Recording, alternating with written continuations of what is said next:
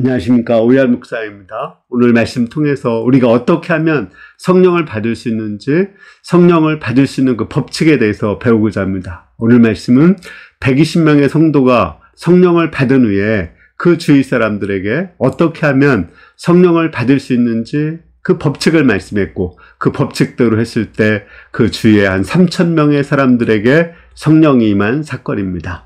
오늘 말씀 사도행전 1장 36절에서 41절까지를 보겠습니다.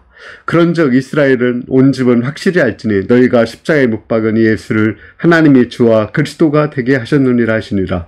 그들이 이 말을 듣고 마음에 찔려 베드로와 다른 사도들에게 물어 이르되, 형제들아, 우리가 어찌할꼬 하거늘 베드로가 이르되, 너희가 회개하여 각각 예수 그리스도의 이름으로 세례를 받고 죄사함을 받으라. 그리하면 성령을 선물로 받으리니 이 약속은 너희와 너희 자녀와 모든 먼 데 사람 우리 하나님이 얼마든지 부르시는 이들에게 하신 것이라고, 또 여러 말로 확증하여 권하여 이르되, 너희가 이 패역한 시대에서 구원을 받으라니.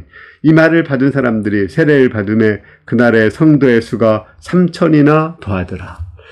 자, 우리가 성령을 받기 위해서는 첫 번째로 내가 바로 예수님을 십자가에 못 박은 장본인임을 깨달아야 됩니다. 물론 우리가 예수님을 십자가에 못 박을 그 당시에 있지도 않았고 또 그 장소에 있지도 않았습니다.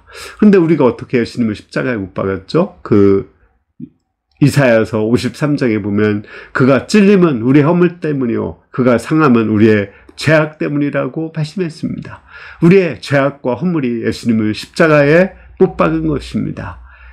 우리가 하나님 앞에서 내 죄를 깊이 발견할 때 바로 내가 그 십자가 그 옆에서 망치질을 하고 또 발길질을 하고 침뱉음을 한 바로 그 죄인이라는 것을 깨닫게 됩니다. 두 번째는 이 죄를 깨달았으면은 마음에 찔러서 회개를 해야 합니다. 자기의 죄를 드러내고 오픈하고 이렇게 많은 사람들 앞에서 하나님 앞에서 회개해야 됩니다. 그리고 예수 그리스도의 피로 죄사함을 받아야 됩니다. 그때 하나님께서 성령을 선물로 우리에게 주십니다.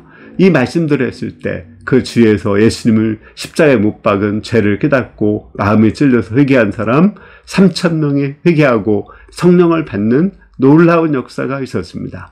저도 제 인생에서 2번 이런 성령의 선물로 받는 그런 체험을 하게 되었습니다. 첫 번째는 제가 중1 때 불장난을 해서 죄를 지었습니다. 그로 인해서 몸과 마음이 다 병들어서 자살을 하고자 하는 마음으로 가득 차 있었습니다. 그러나 예수님께서 십자가에서 그 피로 내 죄값을 다 치르셨다는 것을 영접했습니다. 그것을 영접하고 죄를 회개하고 이제 나의 말씀을 가르쳐준 목자님 앞에서 또 하나님 앞에서 죄를 드러내고 회개하고 죄사함을 받았습니다. 그때 눈물을 펑펑 흘리고 성령의 충만함을 받아서 마치 천국을 돌아다니는 느낌과 같았습니다. 두 번째는 제가 제 가까운 사람과 깊은 갈등을 하고 있었습니다.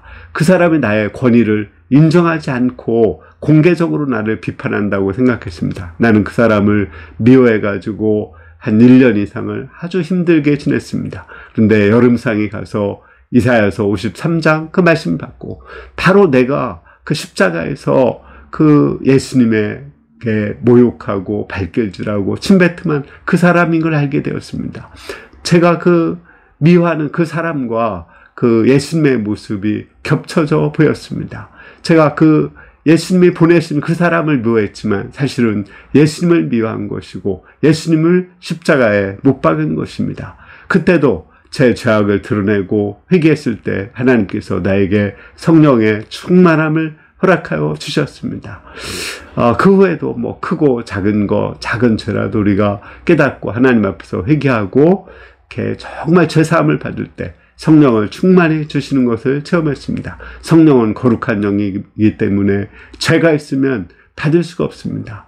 우리가 회개하고 예수의 피로 죄사함 받을 때 하나님께서 성령을 주십니다. 이것이 성령을 주시겠다는 약속의 법칙입니다. 여러분들도 회개하고 죄사함 받아서 성령의 충만함을 받을 수 있기를 기도합니다. 감사합니다.